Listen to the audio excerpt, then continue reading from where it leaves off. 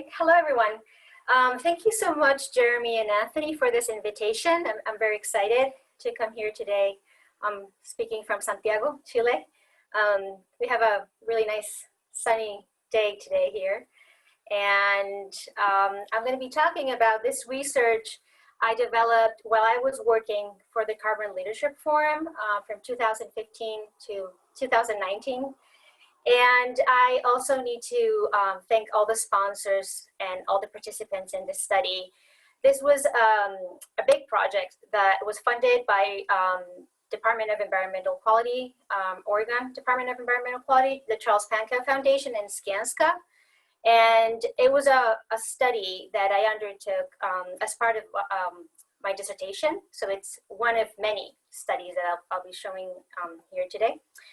Okay, so in a nutshell, one of the things that we were very interested when we began thinking about this issue of embodied carbon in MEP systems, and more particularly in HVAC systems, was that with increasing numbers of high-performing buildings in Seattle, especially downtown Seattle. Well, Seattle has one of the most stringent energy codes in the country, and there seemed to be at the time little importance or little interest on understanding the embodied carbon of those systems. So with increasing performance during the operation phase, we were wondering how these systems were doing in terms of embodied carbon. And as you all know, most whole building life cycle assessment only include structure and foundations.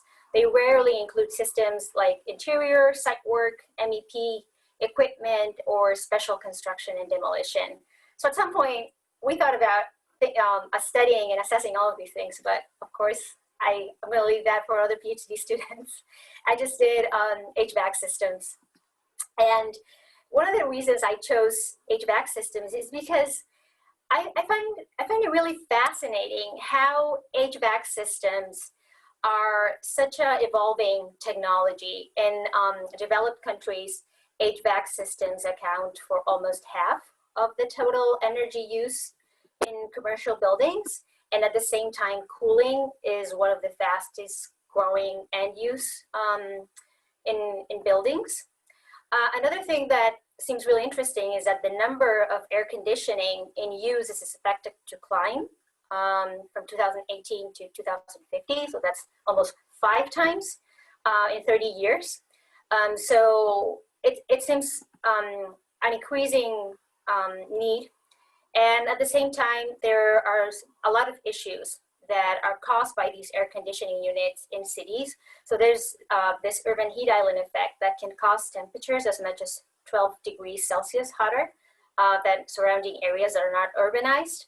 And with these increasing numbers of air conditioning units, we have more hot air coming from the buildings at night, and that also increases the temperature. So it seems like there's this big dilemma in urban settings right now with this increase in systems. At the same time, with overheating in office buildings, occupational heat stress has been increasing, and this can also cause a lethal impact. So it's not something that we can just reduce. We have to make the systems more sustainable. And as you all know, one of the things that's really interesting is that HVAC system is sized depending on the different load calculations. So a system that is oversized will be inefficient during the operational phase. But what we found is that oversize also affects embodied carbon eventually. So sizing these systems correctly is critical in terms of the overall carbon during the lifetime. So what we were really interested in responding was, what is the relative contribution of heating, ventilation, and air conditioning and refrigerant systems in commercial office buildings of the Pacific Northwest compared to their whole building life carbon? And we were also trying to assess other systems, but today I'm going to talk about the HVAC systems and the refrigerants in particular, just because I think there are some details here that are worth sharing in detail. So in order to assess the HVAC systems, there were several pieces of information that were needed and that we didn't have. So for instance, we needed to understand the different embodied carbon coefficients of the different materials that were going into the systems. At the same time, we needed to assess the material quantities. And once we had all that, we would have the embodied carbon of these different systems. So we created a simplified method, which is it's a really an oversimplification of really larger type of assessment, because as you all know, HVAC systems are very specific. They're tailored to each particular building. So this is what we came, we wanted to create a method that would help any designer do fast and simplified assessment of their systems with the least amount of information.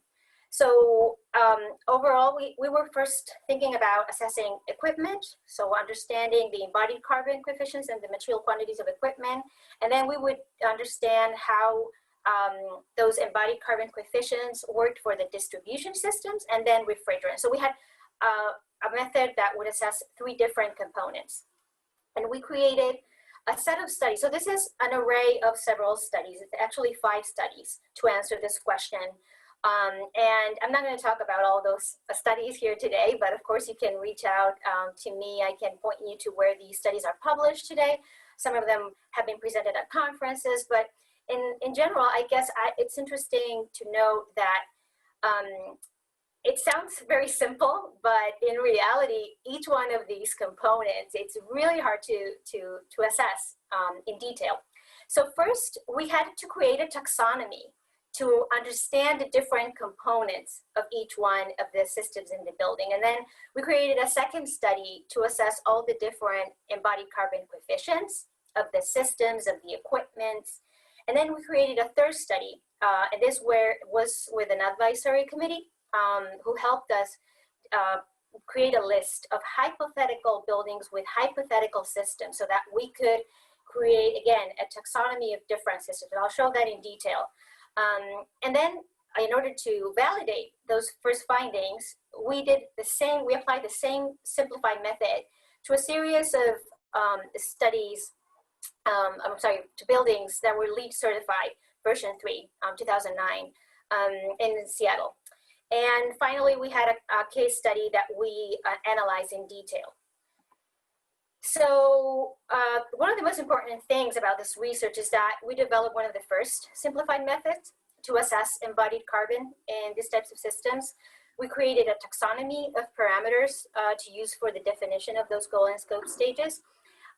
We developed an online tool that is now available at the Carbon Leadership Forum, and that tool has all the different embodied carbon coefficients for the equipment and for the distribution system, so that you could actually download and assess your own systems if you have the material quantities for those systems. And we also estimated the material quantities and of course the embodied carbon for all of the systems. So I'll go through these very, very fast because I only have 15 minutes for this presentation. But as I just mentioned, one of the most challenging aspects of this research was to actually classify the systems. So on your left, you can see there's a column with all the distribution material types that you could find in typical buildings. And on your right, there's a list of all the equipment types that we can find. And these are all chillers, cooling towers, air handling units. And what we found is that in most buildings, there's a different array of all these different types of equipment and materials. So we had 2 types of systems, ducted systems and ductless systems. And some of the high performance buildings are ductless, like for example, they might have VRF or high performance VAV. But then there's also standard type of buildings, and I'm going to get into that detail in a minute. But all of the systems would be classified under one of these types right here in the middle column. So this is one of the first study that when we were reviewing all the different embodied carbon coefficients, and you can see the wide range and the different variations depending on the source of the data. So we were looking at databases in the United States, in Germany, in France.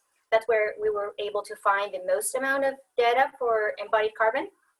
And then with this advisory committee that I mentioned before, we created these hypothetical buildings, and we created these different types of buildings for Oregon, where there is a standard energy code, and for Washington that has a more stringent energy code. So the high performance buildings were located in Washington and the standard types in Oregon.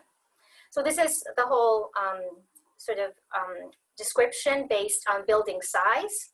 And we would have the two types, the standard, so ASHRAE 90.1 from 2010 equivalent, or more efficient than 2013. Okay, so I'm gonna go through these really quick. But you can see here, for instance, this is already part of the results in the hypothetical building study, where galvanized sheet metal, one of the distribution system, is the largest share of embodied carbon in all of the systems. When we went to the systems that were specific to the LEED version 9, we noticed that this also coincided. So the galvanized and the distribution systems were the most dominant embodied carbon in the different ranges for the systems. And as conclusions, and I'm sorry for going through all of this very quickly, but I only have 2 minutes. So one of the most important things to understand is that the embodied carbon coefficients for HVAC equipment and distribution systems are very different depending on where you obtain them and the different sources. The modular representation of that LCA data is very, very important for the future development of these types of studies. And I think that the development of EPD programs and open databases is critical, because most of the data that we were able to obtain from those sources was the most accurate and more specific, given in these modular presentations. And then for HVAC equipment in particular, equipment capacity is a key variable in embodied carbon. And that is because the larger the capacity of the equipment, the more important, the larger would be the embodied carbon. So this means that sizing, the appropriate sizing of HVAC system is really important. Small self-contained equipment typically has a lifespan of 10 to 15 years, while larger equipment has larger lifespans. That was something that we also learned from looking at the data. And as a final result, this is, I think, one of the most important findings from our different studies is that HVAC system represents a relatively small share compared to other systems, for instance, structural. However, with recurring installments and lack of refrigerant management across a typical lifespan of 60 years, this initial impact can add up, and it can actually surpass the embodied carbon of other systems. And you can see here, the yellow part of this graph is the refrigerants over time. So that's with no refrigerant management. And the equipment and the distribution of these systems is also adding up with increasing renovations. So that's it. Thank you very much.